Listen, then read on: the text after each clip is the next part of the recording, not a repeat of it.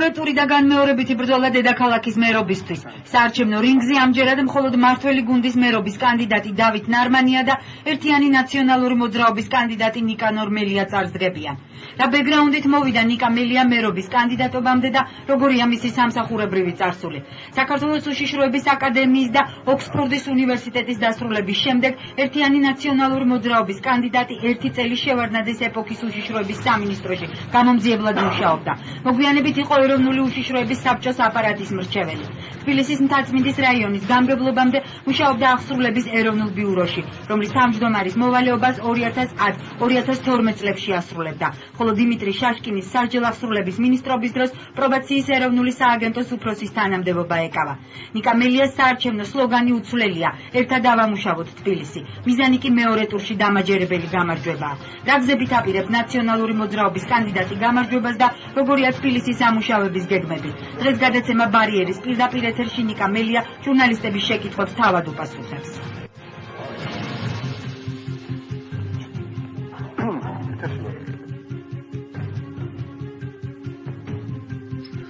მოგესალმებით კავკასიის ეთერში, თქვენ უყურებთ გადაცემა ბარიერს, მე ვარ მისი წამყვანი ჟურნალისტი ირაკლი კორძეია.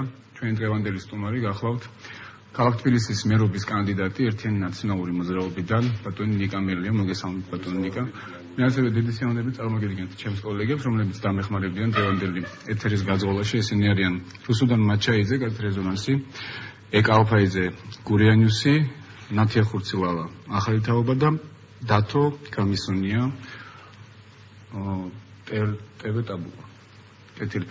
სანამ თქვენ მოგეცემათ საშუალება კითხვების დასმის, ორიოდი კითხვას მე დავუსვას სტუმარს და შემდეგ უკვე შეგიძლიათ ჩაერთვით თქვენ. ბატონო ნიკა, სანამ გადავიდოდეთ უშუალოდ დაპირებებზე, მეორე ტურზე ვისაუბრებთ, ბუნებრივია, ვისაუბრებთ თბილისის პრობლემებზე. მინდა კითხოთ ასეთი რამ. თქვენი თანაგუნდელები და მათ შორის თქვენი რამდენიმე გამოსვლაც მოვისმინე. ძალიან ხშირად როდესაც საუბრობთ თქვენს ოპონენტზე, ქართული ოცნებიდან, აღნიშნავთ მისი პერსონის, ასე ვთქვათ, უმნიშვნელობას, ნაკლებად მნიშვნელობას, ასე ვთქვათ, და ხაზს უსვამთ იმას, რომ ამ კონტექსტში, არჩევნების კონტექსტში და მისი მერობის, სავარაუდო მერობის კონტექსტში გაცილებით უფრო მნიშვნელოვანია თავად ფიძინა ივანიშვილის ფაქტორი, თავად ქართული ოცნების ფაქტორი. ანუ ეს ძალიან რო გავამართლოთ, ეს არის 51 ნომერს, ასე ვთქვათ, ამოფარებული კანდიდატი. რა შეგიძლიათ თქვათ თქვენ თავზე, რით ხართ თქვენ თვითმყოფადი და რით ხართ საინტერესო თბილისელი ამორჩევრებისთვის ნაციონალური მოძრაობის გარეშე? კი ბატონო, დიდი მადლობა. მე რა თქმა უნდა რამდენიმეჯერ მქონდა მომეცა საშუალება და კითხვა დაისვა და უპასუხე თუ რას ვფიქრობდი ბატონ ნარმანიას შესახებ და იგივეს გავემეორებ. ეხლა იმისა რომ ვფიქრობ, ხუთჯერ მოგვიწია ჩვენ ერთმანეთთან შეხვედრა დებატებში. ადამიანი რომელიც ტოვებს მართლაც პატრიოტული ადამიანის შთაბეჭდილებას ჩემზე, მაგრამ ამავე დროს ტოვებს ადამიანის შთაბეჭდილებას, რომელსაც დამოუკიდებლობის ხარისხი სამწუხაროდ აქვს ნულს ქვემოთ და შეუძლებელი არის რომ ეს სხვაგვარად ყოფილიყო და ეს არის ჩემი შთაბეჭდილება, ჩემი შეფასება. და აქ როდესაც ამაზე ვსაუბრობ, მე კამპანიისასაც ჩემთვის დავუსვათ კითხვა, თქვენ რამდენად იქნებით დამოუკიდებელი. კი ბატონო, თქვენ საუბრობთ, რომ იგი არ არის დამოუკიდებელი, ძალიან ბევრს დღეს თუ არა ყველას ახლა თბილისში არ ეპარება ამაში. ამ მარტივ მოცემულობაში რომ სახელმწიფო კანდიდატის დამოუკიდებლობის ხარისხი შესაძლოა ნულს ქვემოთაც იყოს. ეს არნიშნავს იმას, რომ ოპოზიციური კანდიდატის დამოუკიდებლობა. კი ბატონო, მაგრამ აი ზუსტად ვერ ვფიქრობ, რომ დღეს იმ პოლიტიკური გაერთიანებიდან, საიდანაც მე ხა კენს ვიყრი. ეხლა იმისა, რომ სამი თვე არის, რაც მე წარმოვადგენ ამ პოლიტიკურ გაერთიანებას, მე არ არსებობს ადამიანი ამ გაერთიანებაში, ვისაც არ შემეძლია თქვა იმისა, რასაც ვფიქრობ. ასეთი ადამიანი განსაკუთრებით იმ ფონზე, როდესაც მე თვითონ მქონდა ძალიან ბევრი კითხვა ამ პოლიტიკურ გაერთიანებაში. ამის შესაძლებლობა გექნებოდათ, აი ამ წვავე კითხვების დასმის შესაძლებლობა გექნებოდათ ადრე 2-3 წლის წინ. გეტყვით, მე რა თქმა უნდა, ეხლა ერთ-ერთი ყველაზე ცუდი რაც იყო წინა წლებში, წინა ხელისუფლების პირობებში იყო, რომ სიმართლე უნდა ითქვას, 3-4 ადამიანის მიერ ხდებოდა გადაწყვეტილების მიღება. იმ ფონზე, როდესაც ოპოზიციური ძალა იყო ძალიან სუსტი, არ იყო საფრთხე აბსოლუტურად. მე ვერ გეტყვით, რამდენად შევძლებდი მაშინ, მაგრამ აუცილებლად ჩემი მხრიდან ყველაფერს გავაკეთებდი, რომ ცდა არ დამეკვო, მაგრამ რამდენად გამოვიდოდა იმ წლებში, ეს სხვა საკითხია, ძალიან რთულია რეტროსპექტულად ამაზე საუბარი, თუმცა ესეც განვითარების ახალ ეტაპზე გადასვლა ამ პოლიტიკური გაერთიანებისა სრულყოფილად. მე მინდა რომ წაგეხმაროთ თქვენივე ციტატით. ძალიან წყინს, რომ ქართულმა ოცნებამ, რომელიც დღეს ყავს ხელისუფლებაში, ყველაფერი ცუდი და მანკიერი რაც კი ჰქონდა წინა ხელისუფლებას გააგრძელა. შეგიძლიათ უფრო მეტი დეტალიზაცია მოახდინოთ. ეს არის სამწუხაროდ ფაქტი, რომელსაც ვერ აი, იყო ცუდი წინა ხელისუფლებაში ერთი ვახსენე, რაც იყო 3-4 კაცს უკავშირდებოდა, სადაც ხდებოდა ძირითადად გადაწყვეტილების მიღება, მინისტრთა კაბინეტში შესაძლოა ყოფილიყო 15 მინისტრი, მაგრამ რეალურად გადაწყვეტილებას იღებდა 2 მინისტრი, ყველამ ვიცით, ხო? ასევე უზომო ძალაუფლება ძალოვან სტრუქტურებზე. ხო? ეს ყველაფერი ქართულმა ოცნებამ შეინარჩუნა, იმიტომ რომ მათ ნახეს, რომ ეს კარგი, ეს არის დამატებითი რაღაცა კონტროლის მექანიზმი საზოგადოებრივ რაღაცა ჯგუფებზე, რითიც ინტერესდებიან ისინი მაგალითად, ხო? იგივე ის თვალთვალი, თუ კი რაღაც კუდი აფუჭებდა და აფუჭებდა, რა თქმა უნდა ამას თქვა, ხო, წინა წლებში იყო გადასწორებული. თქვენ თვალთვალებდნენ პირადად? ბატონო? თქვენ პირადად გრძნობდით ამას თქვენ თავზე? ბატონო, მე ხარ ამ ქალაქში მაცხოვრებელი ადამიანი. თქვენს თავზე თუ განიცდიდით და უშუალოდ თვალთვალს მე უშუალოდ ხა ჩემ თავზე ყველა განიცდიდა ხა თბილისში, მაგრამ მე ვარ ამ ქალაქში მცხოვრები ადამიანი, ყავს მეზობლები, ყავს მეგობრები, რომელთაც სხვადასხვა პოლიტიკური შეხედულება აქვს. და ამიტომ ამ საახლობო წრეში ყოფილა მსხვერპლი ამ უსამართლობის უახლოოდ გეომნები და არც ისე ცოტა ამ ხრი, მაგრამ დღესაც იგივე გრძელდება. თუ კი ამას კუდი აფუჭებდა, დღეს აფუჭებს სუსი. და ჩემთვის ეს არის ბევრად უფრო უარესი და რატომ იცით? ახალი ხელისუფლება, როდესაც მოდიხარ, ხშირად ვამბობ ამას.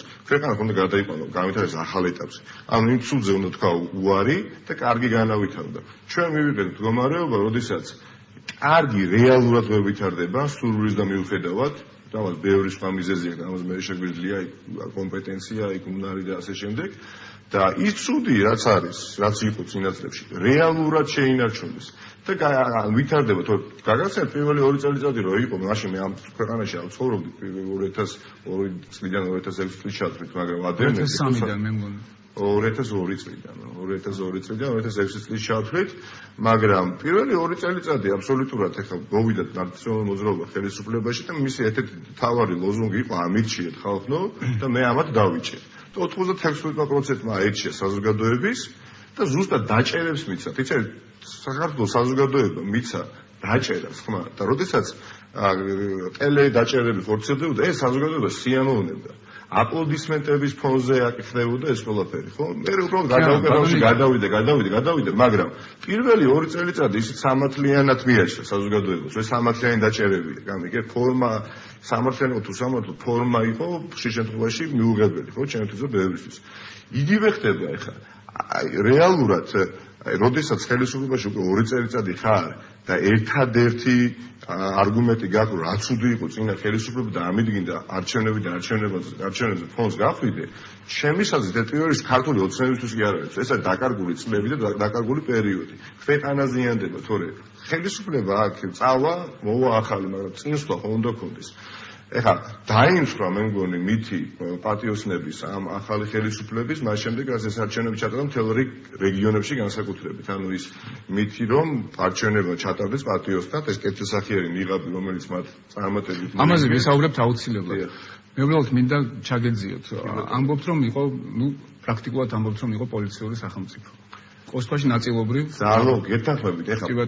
ამბობთ რომ პირველი 2 წელი ნაციონალური მოძრაობა იყო ასე ვთქვათ, რევანშის და მოსახლეობის. კი ბატონო. უდიდესი ნაწილი. ადამიანები, რომლებიც იყვნენ ამ სისტემის შემოქმედები, არიან დღეს თქვენი პარტიის ლიდერები. დიახ, მე გეტყვი. როგორ ახერხებთ მათთან ურთიერთობას, არ გექნებათ რაიმე დისკომფორტი? ან რატომ აირჩიეთ ეს გუნდი თუ კი აპირებდით? ჩემთვის ბევრად უფრო კომფორტული იქნებოდა. მე ხა კრიტიკულად ვაზრობდი და კითხვა იყო ესეთი იმდაგვარი რომ კრიტიკულად უნდა მესაუბრა, ხო? მაგრამ ბევრი წარმატებების კვალა გვხდებოდა ამასაც ხშირად ვამბობ. ნამდვილად. თქვენ სანდრო გირგულიანიც ახსენეთ თქვენს ერთ ინტერვიუში და ეს იყო ყველაზე დიდი შეცდომა, ყველა დიდი დანაშაული. რა კი გამოხვედით აქციაზე სანდროს გლელობის გამო? და დღეს ხართ ნაციონალური მოძრაობაში. თქვენ აპატიეთ წინა ხელისუფლებას სანდრო გირგულიანის გლელობა? არადაერთად მიგაჩნიათ რომ სამართლიანობამ ამ თვალსაზრისით იზეიმა? რა თქმა უნდა, ხა მე ვფიქრობ, რომ ის რაც მოხდა, ეს არც ერთ ჩარჩოში არ ჯდებოდა და იყო ძალიან მძიმე დანაშაული და დანაშაულზე უარესი იყო მომდევნო წლებში რაც მოხდა, ოდესაც ირიბა თუ პირდაპირ დაკავშირებული ამ საქმესთან ადამიანთა ჯგუფი თანამდებობის დაუბრუნდა თუ დააბრუნეს. ეს იყო ყველაზე დიდი შეცდომა, ხო? მაგრამ ეს იყო ძალიან დიდი ორგანიზაცია და არის პოლიტიკური ორგანიზაცია და შეუძლებელია რომ იქ იყოს როგორც სამეზობლო სანათესავე ოჯახში არ შეიძლება ყველა იყოს ასე ვთქვათ სწორი ზნეობის ადამიანი, ხო? ამიტომ ვფიქრობ რომ რა თქმა უნდა ვინც ოდნავ მაინც ძალადობაში არის გარეული. ჩემი უახლოესი ადამიანის რომ იყოს. აი თუნდაც მე ყოველდღიური ურთიერთობა მომიწვიოს ყველა ან ზეგ ადამიანთან მე პირდაპირ მეც რო ვიყო. აუცილებლად უნდა აგოს პასუხი. ვინც არ უნდა იყოს, რომელ პოლიტიკური გაერთიანების წარმომადგენელი არ უნდა იყოს. ეს არის 2x2 4. მაგრამ ეს იმას არ ნიშნავს, რომ დღეს ქართულ ოცნებაში ესახება. მე ვეტყვით ახლა. ბუნებრივია. ყველაზე იცით, რაც უნდა კარგი მინისტრი იყოს, შინაგან საქმეთა მინისტრი, ხო?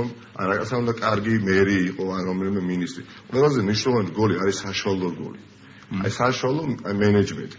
ეს საშუალო გოლი ძალიან დიდი ნაწილი. დღეს არის ქართულ ოცნებაში განსაკუთრებით აი თუ კი კურსზე ვისაუბრებთ, დღეს სუსად გარდაიქმნა და ის ხალხი იმუშავებს ეგ ჩვეულებრივად.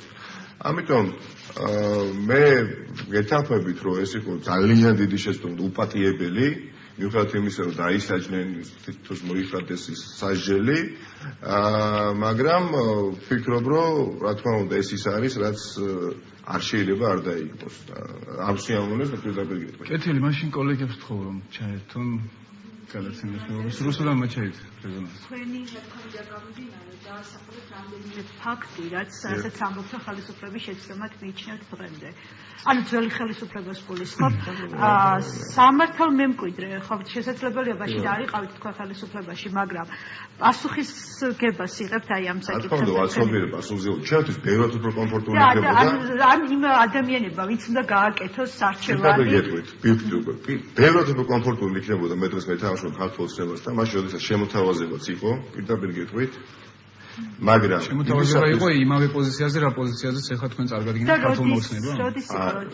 მერის პოზიციაზე. არა, როდესაც საჯარო მოხელე ვიყავი მე ჯერ კიდევ, როდესაც შეიცვალა ხელისუფლება, მე საჯარო მოხელე ვიყავი და იყო შემოთავაზება, რომ მე მათთან მეთამაშობ, მაგრამ წმენა მაშინ მართლა არც დღეს მაქვს, რომ ეს არის ის გუნდი, რომელიც ქვეყანას განავითარებს. და ეს უფრო მიმტკიცდება, საერთოდ 8 თვის თავზე. ჩემთვის ბევრად უფრო კომფორტული იქნებოდა, რა თქმა უნდა, როგორც ბევრისთვის სამწუხაროდ არ მოშთა და ყოველთვის ეს ხდება სამწუხაროდ, არც უცებ ცოტა ადამიანისათვის, რომ სადაც მეტი კომფორტია იქ არიან და როდესაც ეს კომფორტი დისკომფორტად შეიცვლება, მე სადაც კომფორტია იქ მიდიან. ამიტომ მე მორალურად უფრო გამართლებლად მიმაჩნია, შეიძლება წამგებიანია ვიღაცისთვის, ხო? მაგრამ მორალურად გამართლებული მიმაჩნია, რომ ვიდგე იქ, სადაც მართლა ბევრი საქმე გაკეთდა, მაგრამ რა თქმა უნდა, ბევრი შეცდომების და გადაცდომების ფონზეც. რა თქმა უნდა, ვიდრე ვიყო ადამიანთა გარემოცვაში, იმიტომ რომ უბრალოდ იქ არის ნაკლები, ასე თქვა, დისკომფორტი. აი ეს არის ჩემი პასუხი. ხელისუფლების ცვლილება განაპირობა იმან, რა შეცდომებით დაუშვა წინა ხელისუფლება. თუ არ განაპირობა. ეხლა ყველა ხედავთ, რომ ნათელი დადასტურება ისახება. სამწუხარო ფაქტია, რომ ახალმა ხელისუფლებამ რეალურად ვერ გააცნობიერებს ხელისუფლებაში.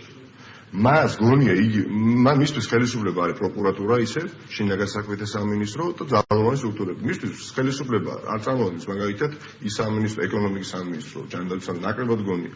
და წინა ხელისუფლებამ წააგო, მე ამაზე ვშევი, წინა ხელისუფლებამ წააგო ის არჩევნები და არა ამ ხელისუფლებამ მოიგო. და ძალიან საწყენია, როდესაც აი ძალიან დიდი სიკეთე შეიქმნა წლების განმავლობაში, აი ამ ძალიან დიდი გამოვაყოთ, ხო, აი ძალიან მძიმე ფაქტები და აი რამდენიმე ასეთი ფაქტის გამო გადაიფარა ეს ასე ვთქვათ ის განვითარება, რომელსაც ადგილი ჰქონდა. ახლა ამ ქალაქში დავიბადეთ, გავიზარდეთ და ვიცით, ხო, ამ რაიონში რა ხდებოდა.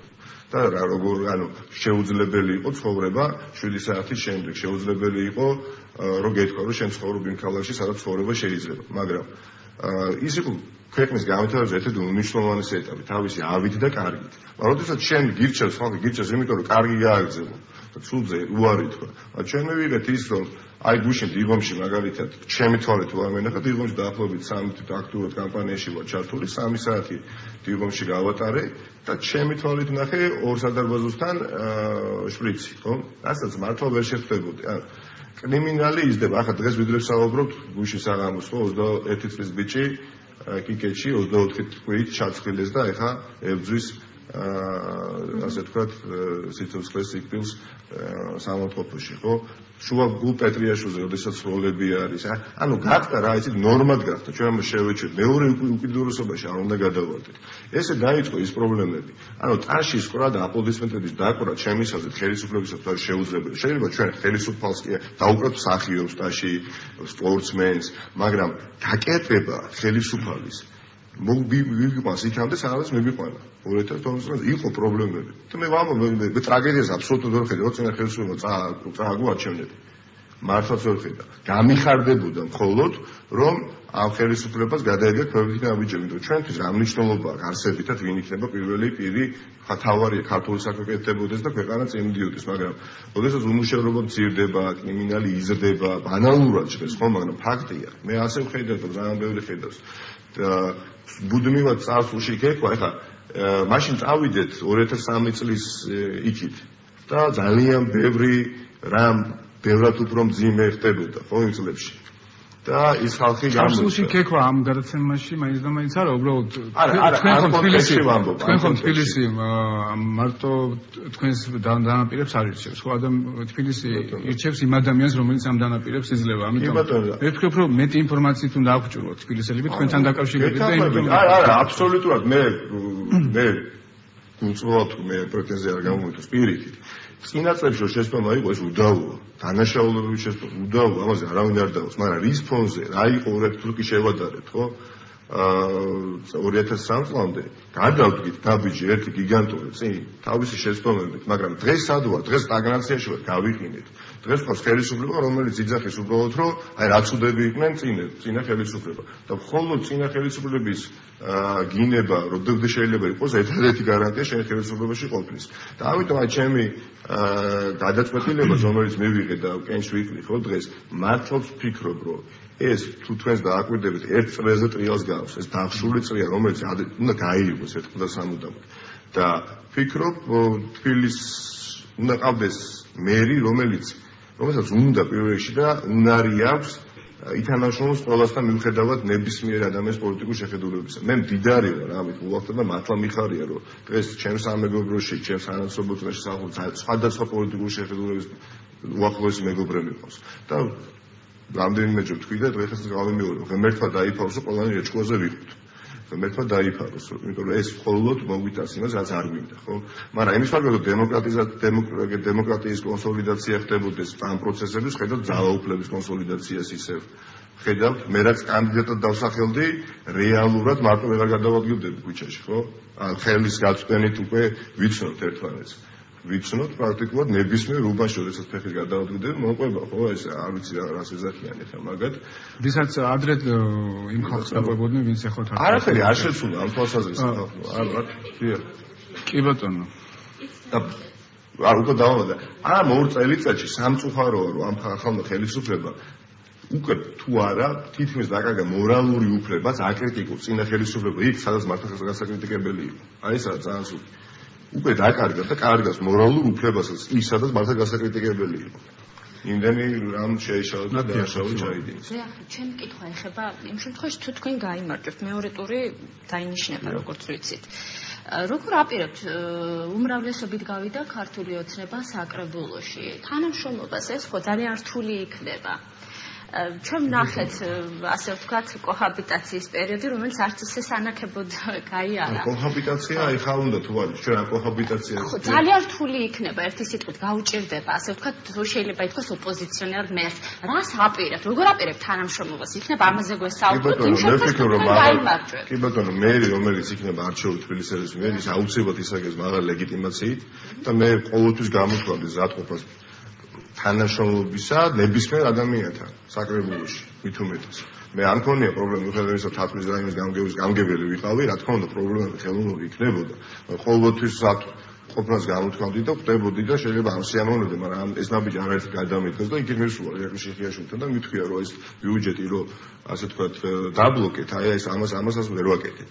და მიუხედავად იმისა რომ იბლოკებოდა ცდელობას ასე თქვათ არ გაურბოდი და ვფიქრობ რომ დღევანდელი საკრებულო იმედია იქნება უკეთესი, ამის იმედი მინდა თანამშრომლობის თვალსაზრისით და როდესაც მერის ასე თქვათ ლეგიტიმაცია არის მაღალი, გამორიცხულია რომ ესეთი ხელოვნური ხელი შეშლები იყოს როგორიც იყო წინა ასე თქვათ პერიოდში. რაც შეეხება კოჰაბიტაციას, კოჰაბიტაცია ესეთი უნდა როგორც ეხლა არის. თქვენ ისე მიიჩნევთ რომ წინა მერს არ ქონდა მაღალი ლეგიტიმაცია. არა, ბოლო პერიოდში მე ვამბობ 3-4-5 თვის განმავლობაში, ანუ მერს აბრალებდნენ რომ შენ ხარ ადამიანი რომელიც ეს გააფუჭე და საზოგადოებაში შეიძლება გავრალებენ ბატონო ნიკა ქართულ საქმეს და მე არა მარტო ქართულ ბევრ ამას ვაბრალებენ მას შემდეგ რაც კანდიდატი მე ვამბობ სამართლებრივად არ გავვრალებენ ისე ჭორის დონეზე არა ეს ფალკე თემას შეგვიძლია ვისაუბროთ სიამოვნებით ჭორის დონეზე არ არის საინტერესო არა სიამოვნებით და ჭორის დონეზე რატო ვისაუბრებ და კოჰაბიტაციას რაც შეეხება კოჰაბიტაცია ესეთი უნდა ეხლა რო არის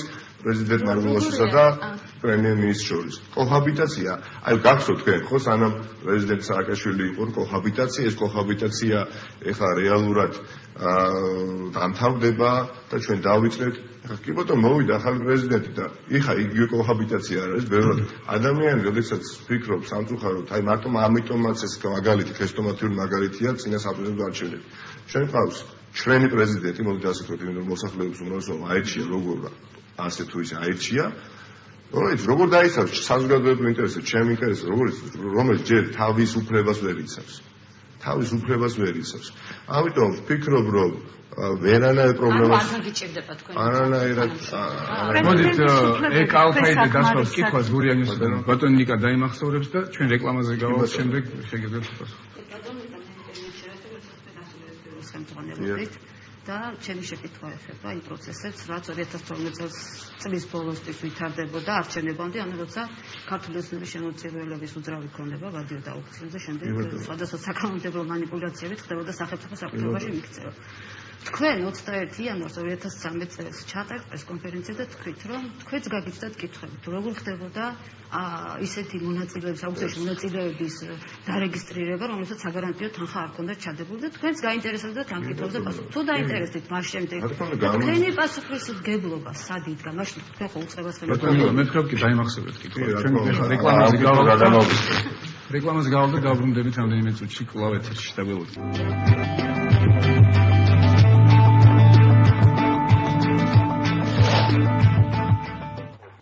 ბარიერი კვლავ ეთერში ბრუნდება ეკალფაიძე გურიანიუსიდან გაიმეორებს კითხვას ალბათ მაინც ძალიან მოკლედ და ბატონი ნიკა და ის პროცესები რაც ქართული ოცნების შემოწირულობის ქონებასთან დაკავშირებით განვითარდა. კი ბატონო, მოგესალმებით, რომ აბსოლუტურად ეროვნული ბიურო არის ორგანიზაცია, რომელიც აღასრულებს სასამართლო გადაწყვეტილებებს და ეს არის ორგანიზაცია, რომელიც დღესაც ფუნქციონირებს, ხო? წლების წინ ეს იყო ყველაზე დიდი, ასე ვთქვათ, კორუფციული, ასე ვთქვათ, ბუდე, მე ვამბობ. 8-9 წლის წინ ნამდვილად და ეს არის ესეთი წარმატებული სამსახური, მაგრამ ეს არის სამსახური, რომელიც აღასრულებს გადაწყვეტილებას, რომელსაც სასამართლო გამოვიდა საქართველოს სახელით. ამიტომ ამ აღსრულების ფაზაში, ეტაპზე რევიზიაში შესვლა სასამართლოს მოსამართლის გადაწყვეტილების ამდენად სუბიექტური თუ ობიექტური გამორიცხული. თუ თქვენ მეკითხებით, ეხლა რამდენად გჯეროდათ სამართლიანობის იმ გადაწყვეტილების და გჯეროდათ, რა თქმა უნდა, კითხვის ნიშანს იწვევდა, იმიტომ რომ იცით, რომ შეიცვალა კანონის სახელდახელოდ, მე ისე დაბრუნდა საწყის ეტაპზე, მაგრამ აღსრულების ეროვნული ბიუროს ასე ვთქვათ დონეზე არანაირ გადასტომას მართლა ნამდვილად არ ქონდა და აგერ არის სასამართლო პროცესი მიმდინარეობდა და ორი წელიწადი გავიდა და საქმეზე დადგება ჭეშმარიტები. თქვენ არ დაინტერესდით ეს კითხვები, რასაც ეს პროცესი იწევდა, ვინმეც დაგესვათ. თქვენ ხომ ვფიქრობთ, დღეს არ არსებობს ნაციონალურ მოძრაობაში ესეთი ადამიანები, ვისაც კითხვებს არ დაუსვამთ. მაშინ ვის დაუსვით ეს? სასამართლო გადაწყვეტილება, როდესაც გამოვა, ვის უნდა მოსამართლოს დაუსვა, ეხლა შეკითხვა მე რატო გამოვიდა? ანუ აღსრულების ეროვნული ბიუროდან არანაირ რევიზირებას არ ექნება. არა, სასამართლო როგორ გადადებოთ, ვერანაირად. როდესაც სასამართლო გადაწყვეტილება გამოვა და სხვადასხვა ადმინისტრაციულ აქტებს აღასრულებს, ორგანიზაცია და სასამართლო გამოიტანს გადაწყვეტილებას და ეს აღსრულებაში უნდა მოვიდეს, ხო? და იგზავნება მაგრამ აღსრულებს ეროვნულ ბიუროში. და ეს არის ის ხალხი, რომელიც დღესაც მუშაობს, ხო? ანუ ეს ვერ დაურეკავს ახლა მოსამართლეს და რამდენი სასამართლოა და მოსამართლემ გამოიტანა გადაწყვეტილება, რომელსაც გამისონია ტელეკომპანია. გადავიდეთ მომავალ ხედვებზე, თქვენი პროგრამის შესახებ დაგკითხოთ. პროგრამას გადახედავთ, ძალიან ბევრი ისეთი საკითხი არის შესული, რომელიც გამოიყურება როგორ დავარქვა მემარცხენე თუ პოპულისტურად, გულისხმობ ტარიფებთან დაკავშირებულ საკითხებს, გულისხმობ საწვავის ფასის შემცირებასთან დაკავშირებულ საკითხებს და ბუნებრივად შეიძლება კითხვა თუ ამდენი წლის განმავლობაში შეუძლებელი იყო ასეთი გადაწყვეტილების მიღება, ახლა რა გაზრდით იმის განმავლობაში, როდესაც ლოკალურ დონეზე იქნება წარმოქმნილი ხელისუფლებაში რაც შეეხება თუ ტარიფების გაიაფებაზე დავიწყეთ მუნიციპალურ ტრანსპორტში, ამით დავიწყოთ და გეტყვით მე ვამბობ, რომ გამარჯვების შემთხვევაში მუნიციპალურ ტრანსპორტში, ანუ ავტობუსსა და მეტროში მგზავრობის საფასური შემცირდება 50-24-მდე და იმ 600,000 ადამიანისათვის. მის დღეს 20 ტარიფით უკვე სარგებლობს 4 წელიწადია. ანუ პენსიონერები, პედაგოგები, სტუდენტები, სკოლის მოწაფეებისთვის არის აბსოლუტურად უფასო. ამ ხალხისთვის, ამ საზოგადოებრივი ჯგუფისთვის უკაცრავად იქნება აბსოლუტურად უფასო. ანუ ეს ეხლა არის შესაძლებელი სავსებით. რატო არ იყო შესაძლებელი წინა წლებში მე გეტყვით და ამით მართლაც დავიმუშავეთ და დავინტერესდით და მაგალითად 2010 წელს, როდესაც ამოქმედა აი შეღავათიანი სისტემა 600,000 თბილისელისათვის. მაშინ ქალაქში რეალურად ძალიან ბევრი რამ შენდებოდა, აი ძიმე ინფრასტრუქტურული პროექტები, ხორციელდებოდა ის ხიდები, ესტაკადები, ცალკე გზები იჭრებოდა და შეუძლებელი იყო რომ ბიუჯეტ ავტობუსები შემოიყვანეს მაშინ რაც დაждდა ძალიან ძვირი და შეუძლებელი იყო რომ ბიუჯეტს მაშინ აი ყველა მიმართულებისათვის ასე ვთქვათ ბიუჯეტი ყოფნოდა და დოქტორი იყო დოტაცია კიდევ უფრო ფართო და რაც შეძლეს ეს შეძლეს და ეხლა როდესაც ბიუჯეტი გამოთავისუფლდა აი ამ მსხვილი ინფრასტრუქტურული პროექტებისგან, აუცილებელი მსხვილი ინფრასტრუქტურული პროექტებისგან და იმ ფონზე, როდესაც მართლაც გადაადგილება უჭირს. მე რა და აი ამ სამ თვეში მართლაც ვაღიარებ, რომ კიდევ უფრო სხვანაირად დავინახეთ თბილისში ცხოვრებთა პრობლემები რეალურად. A პუნქტი და B პუნქტამდე გადაადგილება უჭირთ. კონტროლერები ავტობუსებში მათ უწევთ რეალურად გაცილებით მეტი ადამიანის დაჯერიმება, ვიდრე უწევდათ. და ვერ დამაჯერებს, რომ ადამიანს სიამოვნებს ავტობუსში ასვლა, ასე ვთქვათ, მგზავრობის საფასურის გადახდის გარეშე. არა, უბრალოდ სამუშაო ადგილები დაიკარგა, ხო, ძალიან ბევრი და როდესაც სტუდენტური ბარათი აქვს ბავშვს და იგი სარგებლობს შეღავათიანი ტარიფით, იგი აძლევს თავის დას, რომელიც არ არის სტუდენტი, ან ძმას, ან ბებია შვილიშვილს და მომრავლდა და ფიქრობ, რომ რეალობას უნდა შეხედოთ თვალებში და რეალობა არის ისეთი, რომ ჭირს ელემენტარულად სარგებლობა მუნიციპალური ტრანსპორტით და ეს შეღავათიანი სისტემა კიდევ უფრო უნდა გაფართოვდეს. ბატონო 600,000 ადამიანს.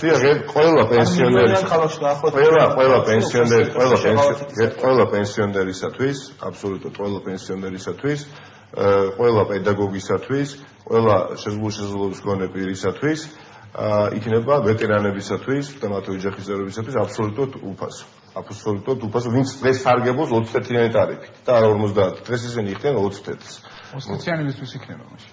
20-იანი ყველა დანარჩენი თბილისელისათვის. ყველა დანარჩენი თბილისელისათვის. ბიუჯეტი და რა დაიხარჯება. დღეს გაწერილი ბიუჯეტი და რა დაჭირდება მას. გარჩევა სხვა ხარჯებისთვის. რა თქმა უნდა, ეს გაწერილი გვაქვს, დღეს ეს ბიუჯეტი დაუჯდება 60 მილიონი. 60 მილიონი დაუჯდება ბიუჯეტს, რომელიც, ბატონო? წელიწადში. დიახ, წელიწადში. დღეს 50% ხარჯი ისედაც დოტაციურია. და დანარჩენს აი ეს კომპანია, ავტობუსების კომპანია თვითონ ხარჯავს, ასე ვთქვათ, იღებს ამ დივიდენდს. და 50% დღესაც მერია ფარავს. ამიტომ სხვაობა საერთოდ მე ვარ სტუდენტი, ხო? 21 მილიონი მგზავრობა იყო შარშან 2013 წლის განმავლობაში. სტუდენტების მიერ განხორციელებული მუნიციპალურ ტრანსპორტში 21 მილიონი მგზავრობა. 50 თეთრიანია, ხო? მაგრამ იხდის 20. იმ 30 თეთრ სხვაობას ფარავს მერია. ეს 4 წელიწადია. ამას რეალურად აკეთებს დედაქალაქის მერია, მაგრამ მართლაც დამძიმდა ფონი და ამქედა გამოდია. რაც შეეხება საწვავის აქციის გადასახადზე გათავისუფლებას, მე გეთანხმებით, ეს არ არის უშუალო კომპეტენცია, ასე ვთქვათ, დედაქალაქის მერის და ადგილობრივი თვითმმართველობის, მაგრამ მინდა აი დაგაწმუნდოთ, რომ როდესაც შენ გირჩევენ დედაქალაქის მერს, შენ კი არ გირჩევენ, იმიტომ რომ ხარ რეალურად არ ვიცი რა, მელოდი ადამიანი, ხო? ანუ შენ ცისფერი თვალებისთვის კი არ გირჩევენ შენ პროგრამის გამო და ამას ვამბობ, რომ მინდა მართლა იმ პერიოდს მოვესწრო ამ ქვეყანაში, როდესაც აი ვიღაცას ჯინაზე აირჩევენ და პირიქით კი არა რეალურად შეაფასებენ ვის რა შესაძლებლობა აქვს რომ ეს პროგრამა შესრულდეს. Ფიქრობ რომ ვერც ერთი ცენტრალური ხელისუფლება მაშინ როდესაც თბილისელების უმრავლესობა დაუჭერს ამ პროგრამას ხარს და აირჩევს მერს ვერ აუდგება წინ. აქციზური გადასახადისგან საწვავის გათავისუფლება მხოლოდ 180 მილიონის დანაკლისს გამოიწვევს სახელმწიფო ბიუჯეტში. ანუ 180 მილიონი გაიაფთება 25 თეთრი საწვავი, რაც მოსახლეობისათვის ახლა ხვდებით უდიდესი შეღავათი არის და მცირე მეწარმეებისათვის და არა მხოლოდ მცირე არის რეალურად შვება, ბუნებრივი ინსტინქტია რომ ფართოვდება, მაგრამ ხელისუფლებამ ჩვენ ორჯერ გვითხრა, ეს 180 მილიონის ასე ვთქვათ დანაკლისს გამოიწვევს, ანუ 180 მილიონი ჩვენთან ხაზინაში არ შემოვა. მაგრამ ხედავთ რომ 138 მილიონი ლარი პრემიერში გაიცა დიდი აღდგინებით და კაცმა არ იცოდა იმის შემდეგ კიდე რამდენი გაიცა და სხვაობა რაც შევა 40 მილიონი და რეალურად ეს არის ის წამახალისებელი ფაქტორი ეკონომიკისთვის დარწმუნებული მცირე ბიზნესისთვის განსაკუთრებით რომელიც უფრო მეტ შემოსავალს მოიტანს გააჯანსაღებს ეკონომიკას ამიტომ ეს ნაბიჯი გადაიდგება და ჩვენ ამბობთ რომ გამარჯვების შემთხვევაში ჩვენ დავარწმუნებთ ხელისუფლებას აი ამ საწვავის გაიაფების თვალსაზრისით რომ გადადგას ის ნაბიჯი და ვერანაირად ვერ აღუდგება. ეხლა მე აქ სტუდიაში ვიყავი და ბატონი აკუბარდია და თუ მეუბნებოდა რომ მოითხოვე კომუნალური გადასახადების შემცირება და ხალხი დაგიდგება გვერდში, ხო? მოითხოვე კომუნალური გადასახადების, მაგრამ ნუ მე ვფიქრობ ამ ეტაპზე საწვავისაგან აქციზური გადასახადის გათავისუფლება არის ყველაზე საჭირო და ჩვენ ამას გავაკეთებთ. კომპეტენცია და შეგეძლოთ საპარლამენტო არჩევნების დროს ინა წლებში ამაზე იყო საუბარი. კი ბატონო, სულ იყო ამაზე. ადგილობრივი მმართველობის სულ იყო საუბარი წინა წლებში. არა არ გადაიდგა, არ არის არარეალური დამიჯერეთ რა გამორიცხულია. ეხლა მე როდესაც კომპეტენცია არ არის. თქვენი ძლევამოსილი შეკითხად ინიციატივა. შეთქვეშ აგირჩევენ მერად. რამდენი ძლევამოსილი იქნებით რომ ეს საკითხი გადაწყვეტოს. კი ბატონო, პარლამენტ ჩვენ უნდა იმუშაოთ დეპუტატებთან, დეპუტაციასთან, რომ დაარწმუნო რეალურად, აი ხა რა დარწმუნება უნდა 180 მილიონი არ არის ის თანხა, რომელიც თვითონ დაარწმუნება ბიუჯეტს. 180 მილიონი ხა წლის განმავლობაში არ არის უდიდესი თანხა. მაშინ როდესაც კიდევ გამოვიდეთ ბოდიში 139 მილიონი, იმის შემდეგ მე ეჭვმა რომ კიდე გაიზრდებოდა. აი ხა რა უფრო მაყურებელმა გადაწყვეტოს, რა უფრო მნიშვნელოვანია ეს თანხა დარჩეს ბიუროკრატიას, ჩინოვნიკებს თუ რეალურად შეღავათი მიეცეს საზოგადოებრივ ჯგუფებს და არა ეს და არა ოც. აქციზის გადასახადს თავისი დანიშნულება აქვს. ეს არგუმენტი იქნება ყოველთვის, რომ ეს არის მიზანმიმართული რაღაცა სფეროებისთვის და არა იგივე იმ თქვა ბიუროკრატიისთვის. რას გულისხმობთ? იმას რომ აი აქციზის გადასახადი როგორც წესი ძირითადად ამ ბუნების დაცვას და ზიანის ანაზღაურების ან მსგავს საკითხებზე არის მიმართული და ანუ ეს არგუმენტი დასახელდება ყოველთვის მოიძებნება და ითქვება რომ ეს არ არის. მე ძალიან წუხარ რომ წინა ხელისუფლებამ ეს ნაბიჯი არ გადადგა, ამაზე იყო საუბარი და მე მქონდა საშუალება მაშინ მედენერგიო თვალყური როგორც უბრალოდ და ეთნოგრაფია საჯარო მოხელეს ვარდენერდი, მაგრამ ეს ნაბიჯი არ გადაიდგა. მაგრამ ეს არ ნიშნავს რომ ეხლა უნდა გადაიგეს. ეხლა სამოს ვერ უნდა გადაგბედგა. არის პრეცედენტები, როდესაც ეს გადადგმულა ეს ნაბიჯი და მაშინ როდესაც ეკონომიკა უბრალოდ ბოდიში ამ სიტყვასმა ჩაფლავდა.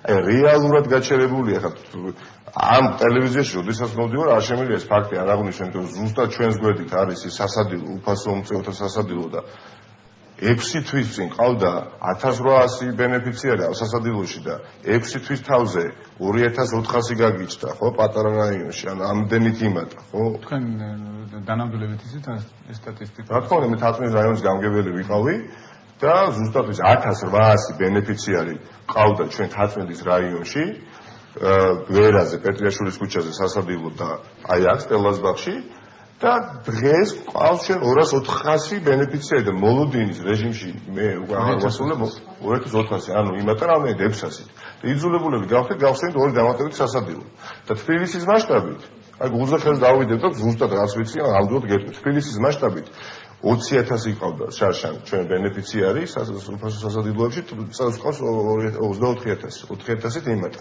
და უბრალოდ კატეგორია ეს პენსიონერების ასაკობრივი თუ როგორ არა ვინც არის ასე ვთქვათ სოციალურად დაუცველი ადამიანი ვინც საჭიროებს ელემენტარულად გამოკვებას და იმის მაგივრად აი ეს არის საწყენო შემცირებული ხალხის რაოდენობა მატულობს 4,000 იმატა. ეხლა გამარტივდა ხომ მე ამ 1,000 ქულების მიღება არა ის უბრალოდ დაუშვათ თუ ადამიანს ტელევიზორს უყურებს არა ეხლა იგივეა პირიქით უარესი არის ნიშის მოგების გარეშე 100,000-მდე და ეხლა თქვენს გაიგეთ ძალიან ბევრს მოეხსნა ანუ სოციალურად დაუცველს რო უხსნი შენ ეს არის შემწეობა შეიძლება მოუხსნა და ვერ მიიღოს დაუშვათ ის შემწეობა რომელიც ეხლა 60-ლარიანი გახდა ხო მაგრამ არის შემთხვევები როდესაც სტატუსს უხსნი სტატუსს თუ უხსნი სოციალურად დაუცველს ის სასადილოშიც ვერ მოდის და ბოლოდინის რეჟიმს თუ 230 ადამიანი იყოს მარტო ამ რაიონში მე ამით ისეთ მომიდე რომ გაჭირებულს ამ ხალხს კი არ უხინდა შარშან არა გაჭირებულს კიდევ უფრო გაუჭირდა იმიტომ რომ ხელისუფლება ადგა და თქვა რომ მოდი გავაკეთოთ ეხა საყოველთაო დაზღვევა რა კარგია აი კი ბატონო კარგია გავაკეთოთ 30 ლარიანი შემწეობა გავზარდოთ 60 ლარამდე და ამან ეხა უდიდესი შვება ვერ მოგვარა ამ ადამიანს რომელიც უთეს 60 ლარს იღებს მაგრამ ვის ხარჯზე გაკეთა? იმის ხარჯზე გაკეთა, რომ აბსოლუტურად ყველაფერი შეჭერდა ინფრასტრუქტურულ პროექტების განხორციელება და სახელმწიფო თავის მხრივ რა სამუშაო ადგილებსაც ქმნიდა, ვეღარ შექმნა და დაიკარგა ეს სამუშაო ადგილები და ეს ხალხი რომელიც მოვაწმა ამ სასადილოებს და არ არის დამაჯერებელი ეს არგუმენტები, რომელსაც ხელისუფლება მოიშველიებს, როდესაც აი ინფრასტრუქტურულ პროექტებს გულისხმობს ზუსტად შემოვლითი რკინიგზის შესახებ. შემოვლითი რკინიგზის აი გავა ძალიან ცოტა პერიოდი რომლებიც არანაირად ხელისუფლების პოზიციას ისინი ამბობენ რომ ეს ნამდვილად არ არის და გაგახსენებთ აი პერიპეტიებს როგორ გამიქარდა აპლომბით თქვენს რომ ეს აღარ განხორციელდება მე ნახეს რომ არა როგორ შეიძლება ხა დახარჯული არის 80% ეს სამუშაოები შესრულებული 20% იყო დარჩენილი მე თქვენს რომ კი გაგრძელდება და გვეგონა რომ ახლა გაგრძელდება და დააკონსერვეს 21 ვასტები 22 დეკემბრის დადგენილებით თავრობ 19 თვით დააკონსერვეს ამ შემოვლითი რკინიგზის ყველაზე მსხვილი ეკონომიკური პროექტი საქართველოში განხორციელება აი ენგუჰესილოში და იმის შემდეგ იქ იყო 10,000-ობით ადამიანი დასაქმებული ეს აი გეტყვით რა სიკეთე მოქმედება მარტო ის კი არა რომ რეალურად შემოვლითი რკინიგზა და მატარებელი შემოდგება სხვა გზით ივლიდა ერთი ის რომ იმ ძველ თბილისში, ჩუღურეთში, დიდუბეში, ავჭალაში ერთადერთი შანსი აქვს იქაურ მაცხოვრებლებს, რომ რაღაცნაირად საყოფაცხოვრო პირობები გაუმჯობესდეს, რომ იქ აღარ გაიაროს ამრიანდა, იმიტომ რომ 10-15 მეტრში გადის მატარებელი, ნავთობპროდუქტებით დატვირთული და იქ არც ერთი ინვესტორი არ მივა. იმ მაცხოვრებელმა რომ ასე ვთქვათ, შესაძლებლობა რომ გაუჩნდეს, იქ აუცილებლად არ ააშენებს გამორიცხული წავს ხალხობაში გადავა შეუძლებელი. გარდა ამისა, ეს იყო მუნიციპალიტეტის ხელში მექანიზმი, რომ შეექმნა სამუშაო ადგილები ქალაქში. იქ საქმდებოდა 10,000-ობით ადამიანი, აქტიურდებოდნენ არამხოლოდ არქიტექტორები, არამხოლოდ აი ამ მსხვილი სამშენებლო მოედნების მომარაგებელი კომპანიები, ყველა ცოცხლებოდა. ელემენტარულად ყველა ცოცხლებოდა და მართლაც აი დღეს ყველაფერი გაჩერდა, მათ შორის ბულდოზერებს გაჩერებულია და მას თუ კი არ მოწოდა დასაწყისში და თქვენს რომ ეს არის ის პროექტი, რომელიც არ წაადგება, ნუ იქ იყო გარკვეული დასაბუთება, ხო, რომ ეს იყო წამგებიანი, მთლიანობაში იყო წამგებიანი. და ეხლა მაშინ რომ დააკონსერვეთ 19 თვით, ეხლა რა თუ წამგებიანი იყო, ეხლა თუ წამგებიანი. მე მივიჩვენე ეს უდიდესი შეცდომა, ეს უდიდესი შეცდომა, ეს არის პროექტი, რომელიც თბილისს მიცემს განვითარების უდიდეს ახალ ბიზნესს. წარმოვიდგინეთ 100 ჰექტარამდე ტერიტორია თავისუფლებოდა, 100 ჰექტარამდე ტერიტორია თავისუფლებოდა, დიდუბეს მიკროუბნებს, ავჭალის მიკროუბნებს, ჩუღურეთის ძალიან დიდ მიკროუბანს ეშველებოდა. ეს რამდენიმე ისტორია შემოვლითი რკინიგზასთან დაკავშირებით, როგორ გაუჩეხეს ერთ ადამიანს კაკლის ბაღები, ეხლა ეს ერთო ისინი თბილისელები არ უბრალოდ. არა, კი ვის, მაგრამ რეალურად თქვენ იცით ეს ამბავი? ნინო ზურიაშვილმა მიუძღვნა მთელი საგამოძიებო. კი ბატონო, ეხლა მაგრამ ეს იმას არ ნიშნავს, ანუ რომ პროექტი არ მოვიწონო, იმიტომ რომ ვიღაცამ იქ რაღაცა გადასტურმა ჩაიდინა. ის ფასაკეთია, რა თქმა უნდა, თუ იქონდა ასეთ ადგილს შემთხვევა, ასე შემთხვევაში ხელყოფა არ ნახდებოდა ეს. კი ბატონო, ამაზე არ ვაყო, ჩვენ საუბრობთ ქალაქს ეს რას მიცემდა. ქალაქს მიცემდა იმას, რომ გამოთავისუფლებოდა 100 ჰექტარი ტერიტორია და ვერაზე თაწინდოდა სოულაკზე. სოულაკში არ შემოვიდოდა სამშენებლო კომპანიები და არ დაიწყებდა მშენებლობა აქ, სადაც არ უნდა აშენდეს მაღალსართულიანი შენობა და რეალურად მთელი სამშენებლო ენერგია ქალაქში მიიმართებოდა იმ ტერიტორიაზე, სადაც ეს უნდა გამოთავისუფლებულიყო. ახლა დიღმის ჭალებისკენ, ანუ აბსოლუტურად სხვა განვითარება ეძლეოდა ქალაქს და რატო დააკონსერვეს არ ვიცი. აი ვერცხლისა და მოყმის ძეგლთან ხიდი უნდა აგებულიყო, რომელიც დააკავშირებდა სამტრედიეს ქუჩას, ხო? ხიდი, რომელსაც უკვე ყველაფერი მზად იყო, პროექტი დამტკიცებული, აზიის განვითარების ბანკი იხდიდა, თუ ერთადერთი ინფრასტრუქტურის სამინისტროს მხრიდან თანხმობა იყო საჭირო, აი პატრონი ნარმანია მუშაობდა მაშინ იქ და დაიწუნეს არგუმენტი რა იყო? არგუმენტი იყო, რომ დიზაინი არ მოეწონათ. და მე რეალურად რომ კოჭრი არგუმენტი მოიყვანეს, მე თითქოს არ ვიცი ამასაუბროს პატრონი ნარმანია, რომ სამტრედიის ქუჩის მაცხოვრებლებმა განცხადებით მომართესო და შეწუხდებოდნენ. ის იყო უდიდესი შრება იმ ადგილისთვის.